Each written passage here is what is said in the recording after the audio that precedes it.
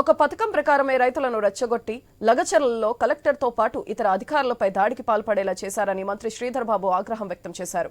రైతుల సమస్యలను తెలుసుకోవడానికి కలెక్టర్ ప్రయత్నిస్తే అన్నదాతలను రాకుండా అడ్డగించారన్నారు. ఈ అంశాన్ని ప్రభుత్వం సీరియస్ గా పరిగణిస్తుందని ఆయన తెలిపారు. కలెక్టర్పై దాడి ఘటనలో కుట్రదారులు ఎవరో విచారణ చేస్తామని ఉన్నతాధికారులను గ్రామంలోకి తీసుకువెళ్లింది ఎవరో విచారణ చేస్తామన్నారు మంత్రి. ప్రభుత్వ విధానాలను అడ్డుకునే ప్రయత్నం చేస్తే ఉపేక్షించేది లేదన్నారు. అధికారం రాలేదనే ఆక్రోశంతోనే బీఆర్ఎస్ కుట్రలు చేస్తుందని ఆరోపించారు శ్రీధర్ బాబు.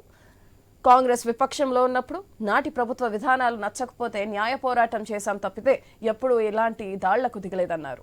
రాష్ట్ర అభివృద్ధికి అడ్డుపడిన వారిని తేలుస్తామన్నారు.